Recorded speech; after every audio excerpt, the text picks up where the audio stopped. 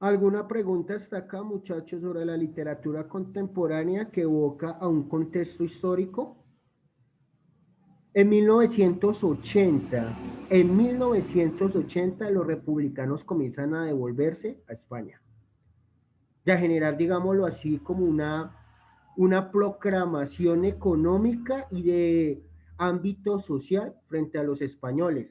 Muchos de los escritores ya regresan y ya comienzan a sacar sus obras, mostrando las injusticias sociales, económicas que se había formado frente al poder absolutista que había implementado entre los partidos políticos. Desde ahí, muchos escritores comenzaron a abordar la literatura y a sacar eso. Jean-Paul Sartre, gran filósofo francés, decía el man, bueno, el man hizo un cuestionamiento y decía, bueno, usted como escritor va a mostrar la realidad, valga la redundancia, en sus escritos, en sus libros, pero esa realidad no le compete que la gente lo lea y ya. Usted debe mostrar la realidad, explicarla y transformarla, decía Jean-Paul Sartre. Entonces, muéstrela, explíquela y transfórmela. Por eso, en la literatura contemporánea, el narrador no es omnisciente, no es en tercera persona. Se mete y se involucra el narrador a contar la vida. Desde ahí abarca la literatura contemporánea en Latinoamérica y desde ahí llega aquí a Colombia. Aquí llega aquí a Colombia. Y aquí llega, les digo, ¿con quién? Con el famosísimo Gabriel García Márquez, que ganó el premio Nobel en 1982. Cuando nace este medio de la literatura contemporánea allá en España, muchos de los escritores comenzaron a bombardear a través de los escritos mostrando la realidad de Europa. Entonces se dieron cuenta, recordando que Gabriel García Márquez fue egresado de la Universidad Nacional como periodista en el año 1887, comenzó a trabajar con El Espectador y el man comenzó a narrar sus escritos a través de cuentos. Él comenzó a dar una postura contemporánea a través de los cuentos. Un claro ejemplo de eso, los cuentos de funerales de Mamá Grande. Desde ahí el man comenzó a mostrar así por bajito la realidad de Colombia. La realidad de Colombia. La realidad de Colombia la comenzó a mostrar. Había una sección en la columna del periódico del Espectador donde él sacaba, haga de cuenta, así como la farándula, el deporte, había una cosa que se llama educación y él sacaba esos cuentos. Él narraba esos cuentos. Ojo, aquí hago una evocación frente a quién creó el realismo. El realismo lo creó un mexicano llamado Juan Rulfo, con dos libros muy importantes que se llaman Pedro Páramo y El Llano en Llamas. El realismo no lo creó Gabriel García Márquez. Él no lo creó Juan Rulfo. Hay una polémica muy grande porque este man está dominado prácticamente, les voy a decir esto, en todo este tiempo yo andaba como engañado hasta que yo un día hablando con un profesor en la universidad, el man me contaba algo del contexto histórico de este realismo y Juan Rulfo fue uno de los creadores. Prácticamente lo que hizo Gabriel García Márquez fue una suplantación, un plagio. Le robó las ideas a Juan Rulfo y el man que hizo, como llegó la literatura contemporánea acá, dijo, bueno, Jean-Paul Sartre, el gran francés, decía, hay que mostrar la realidad, explicarla y transformarla. Yo no le puedo mostrar la realidad a Colombia si a lo no me joda. ¿Por qué? Porque cuando el man comenzó a mostrar la realidad, lo no me joda, fue exiliado de Colombia. Por eso el man se fue para México, porque ese man casi lo matan acá. Ah, sí, está de muy bocón con sus escritos. Entonces, por eso el man, ¿qué hizo? Renunció en El Espectador, dijo, no, nos vemos, yo me voy de acá porque aquí me van a matar. Y fuera de eso fue a aprender más de la literatura del realismo allá. ¿Qué hizo Gabriel García Márquez? Darle una pizquita a esa receta. ¿Cuál es esa pizca de receta? Le agregó una palabra que se llama mágico. ¿Qué es lo mágico? El realismo mágico, esa corriente literaria, es lo que decía Jean-Paul Sartre. Muestre la realidad, explíquela, pero transfórmela. Eso es lo que hizo Gabriel García Márquez en la literatura contemporánea. Suplantó, cogió parte de Juan Rulfo, dijo, bueno, si yo me quedo por esto, me van a acusar por plagio, por robar ideas, entonces no me va a servir. ¿Qué voy a hacer? Voy a agregarle una pizca a mis textos. Y le agregó esa vaina que se llama mágico. Muestra la realidad, la transforma de una manera mágica, que la gente se lo imagina y lo quiere ver de una manera diferente, mostrando la realidad. Por eso en 1982 Gabriel García Márquez ganó el premio Nobel con el libro 100 años de soledad. ¿Sí ven, muchachos? 100 años de soledad. ¿Sí ve todo este borolo? Juan Rulfo y Gabriel García Márquez duraron, si esos manes estuvieran, ahorita ya están muertos, esos manes duraron un tiempo de guerra brava, brava, porque en el tiempo de que el man comenzó a escribir le estaban dando toda la doctrina a Gabriel García Márquez, que él había creado el realismo. Él creó lo mágico, pero el realismo ya lo había creado Juan Rulfo. Y el man solo lo creó con estos dos libros. Pedro Páramo, los invito a que lo lea, es literatura contemporánea, mexicana. Pedro Páramo y el Llano en Llamas. Muestra el realismo mexicano frente a la decadencia social y política y económica que se vivía en ese entonces. Muestra ahí. Y este man llegó y le dio esa pizca. Ahí es donde Gabriel García Márquez comienza a mostrar con sus libros la decadencia social, política y económica de Colombia. Ahí es donde se crea la famosísima literatura contemporánea aquí en Latinoamérica. Y entran otros escritores a entrar. ¿Listo? En 7 años después, cuando ya se rompe la decadencia en Europa, entra Camilo José Cela. 7 años después gana el premio Nobel. Es un gran escritor españolete, mostrando la realidad, ya sin tapujo y sin nada, mostrando la realidad de España. ¿Listo? ¿Cómo ganó el premio Nobel? Con un libro llamado La Colmena y con otro que se llama La familia Pascual Duarte. Pero quien lo llevó al premio Nobel fue el libro La Colmena, donde muestra toda la decadencia que surgió desde los años 1933 hasta 1975. Hagan la cuenta cuánto duró esa dictadura allá en España. Y por ellos es que se arroja la literatura contemporánea. Estalla. Aquí en Latinoamérica ya entra Fernando Vallejo con la Virgen de los Sicarios, mostrando eso, literatura contemporánea, que la transformaron luego en una novela, luego de una novela la transformaron en película, y que le dieron otra visibilidad a lo que le quiere que el autor, a lo que quiere que el telespectador vea. Le recomiendo que no se vean la novela ni la película, léanse en el libro. Entra Fernando Vallejo con Memorias de un hijo de puta. Ahí entra, ese libro es literatura contemporánea. Es excelente ese libro. Muestra la decadencia, ese man para escribir es un monstruo. Muestra la decadencia de los 70. Involucra la religión. Es un man loco, involucra la religión de los 70 hasta ahorita.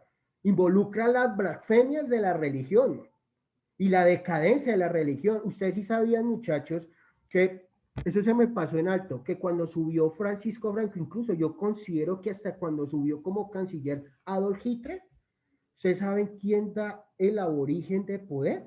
Primero eso pasa por el Vaticano. El Vaticano dice, sí, a Francisco Franco lo subió el Vaticano. Sí, hágale, súbanlo. Por eso el máximo poder de la palabra en el mundo es el Vaticano. Ellos deciden si se arma una guerra o no. Primero pasa por ellos. ¿Listo? Y yo considero, después de estudiar todo este contexto histórico, yo considero que Adolf Hitler también habrá subido por decadencia de la religión, del Vaticano. Eso sube del Vaticano. En este caso, la máxima palabra autoritaria sería Francisco. Él decía, armen una guerra. Sencillo. Sencillo, armen una guerra. ¿Listo? Y Fernando Vallejo, en Memorias de un hijo de puta, en ese libro muestra la decadencia de la religión, la transforma, muestra el Antiguo y el Nuevo Testamento, donde alaban supuestamente a un Kini y a un Kirri, que en el Nuevo Testamento significa Dios. Y el man hace una crítica constructiva hacia Dios. ¿Existe o no existe? ¿Sí ve? Promulga la religión, muestra la decadencia militante de los que han pasado a ser comandantes en Colombia, presidentes en Colombia. Entra otro libro importante llamado El río de las cosas al caer de Juan Gabriel Vázquez. Muestra lo insólito de los 70, 80 y 90 de Pablo Escobar Gaviria, pero no muestra la vida, no muestra lo que hizo. Sigue lo que dijo Jean-Paul Sartre, el gran filósofo francés. Muestra la realidad, explíquela, pero transfórmela, transfórmela. Eso es lo que hizo Juan Gabriel Vázquez. Ese es otro escritor colombiano. Muestra la decadencia, la explica de los años 70, 80, 90 de la vida de Pablo Escobar, pero transforma esa realidad. No habla como mucho, no, es que Pablo Escobar y no.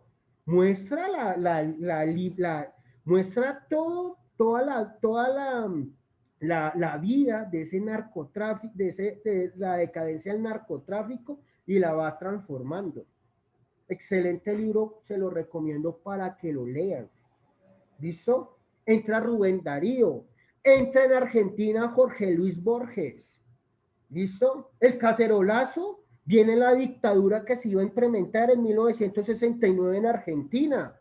Eso no es nuevo aquí en Colombia. Nosotros somos somos unos suplentes de coger ideas de otros países. Y eso se cogió el año pasado. El cacerolazo se hizo en 1969 frente al derrocamiento dictatorial en Argentina, donde duraron 4 días dándole a unas ollas y se armó una guerra prácticamente civil, un golpe de una guerra civil no, se llamó un golpe de Estado. ¿Listo? Y aquí nos cansamos dándole una olla 3 horas. Entonces, para que se den cuenta, muchachos, para que se den cuenta, nosotros somos personas que cogemos ideas de otro lado. Ese cacerolazo no lo inventamos nosotros, eso ya venía de Argentina, ¿listo? Y le pegamos 3 horas a la olla y ya estamos cansados. Esa fue la voz de protesta. ¿Que hubo en Argentina en 1969 muertes? Sí, pero no tantas porque la voz de protesta se hizo a nivel nacional y a nivel distrital de ese país, donde pues derrocaron ese sistema. Sacaron al presidente a punta de ruido y dándole casi 4 días, dándole ahí. Aquí le damos 3 horas, 4 horas y ya estamos cansados. ¡Ah! Y fuera de eso, uno escucha a la gente y le da como rabia. No, es que el cacerolazo lo cogimos nosotros. Eso es una pobre imitación de Argentina. ¿Listo? Y esa imitación la está cogiendo Colombia para generar un golpe de Estado, pero sin masacre, sin nada, a través del río. Pero para hacer ese golpe de Estado tendríamos que estar unidos todos y durar 4 días pegándole ahí. 4 días sin parar. Sin parar. Con eso se genera un golpe de Estado sin violencia. Ahí les dejo. Entra Dostoyevsky, para los que han leído, Fyodor Dostoyevsky, con la literatura universal y catalogado como uno de los literatos contemporáneos, con Crímenes y Castigos, Ángel y Demonios. Entra uno de los pioneros también en la novela negra. Entra también uno de los pioneros ruso en literatura contemporánea. Entra un man que nació en Bruselas pero se creó en Argentina y fue uno de los pioneros para crear el famosísimo cacerolazo, Julio Cortázar, con el libro La Rayuela. Ese libro exquisito, léanselo en sus tiempos libres. Muestran ese contexto. Si usted quiere dar un golpe de Estado, muestran. Sencillo, no es dar bala, ni matar a las personas, ni dañar las paredes, no, hay muestran de esa decadencia argentina que vivió en ese entonces. Por eso dicen que Argentina, de los países latinoamericanos con Chile, son los más desarrollados. ¿Por qué? Porque Chile derrocó la dictadura de Pinochet. ¿Sí?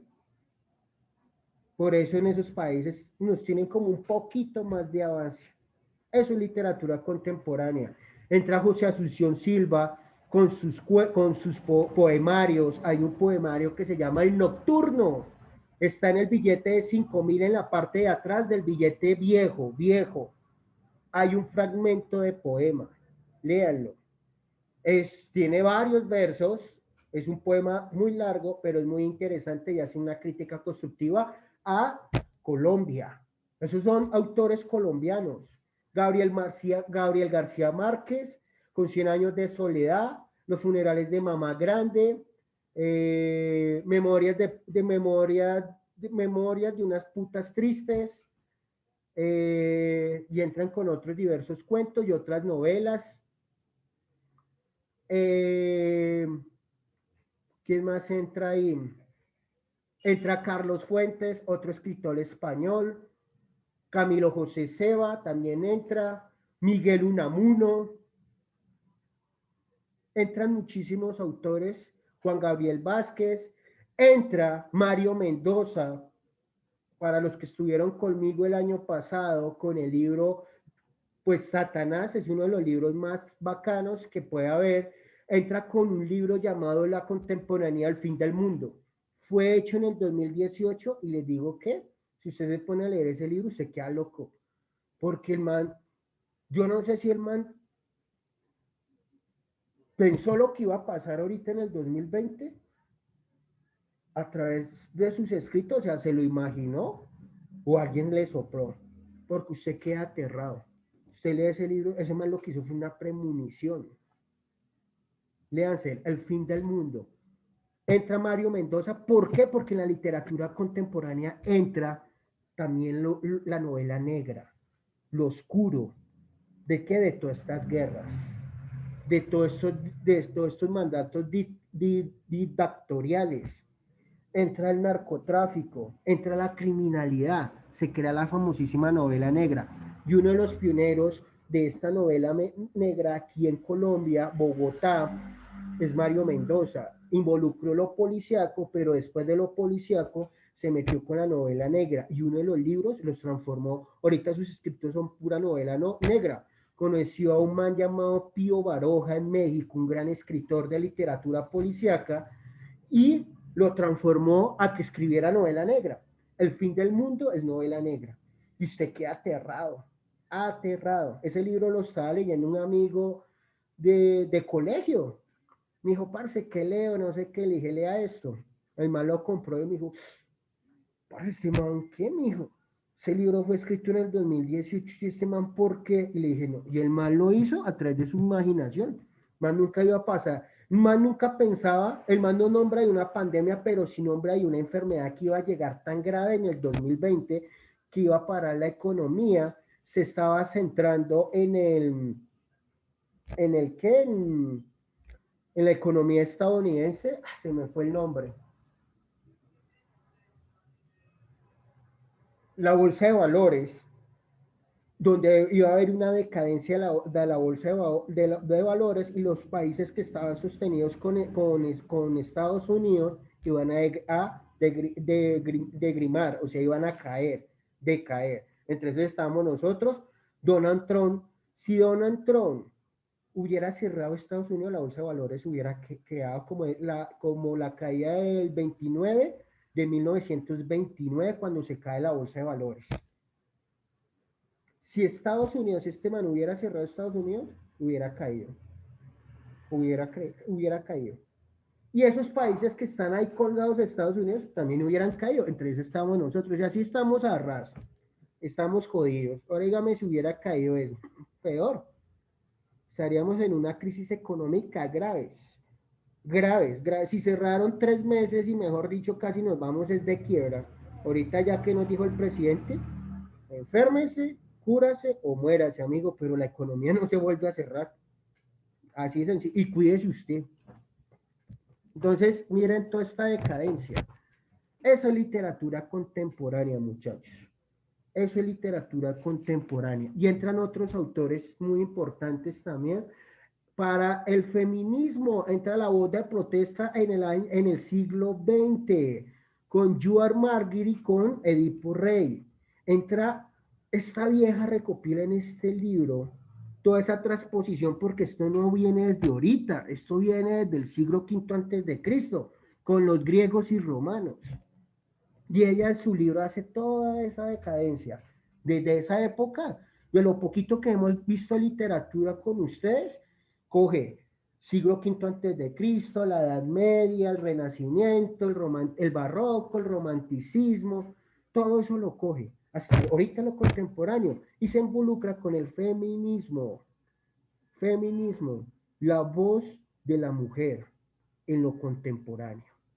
Porque como anteriormente la mujer era una sumisa en el hogar que solo servía para procrear, hoy en día ya no, tiene la voz de mandato.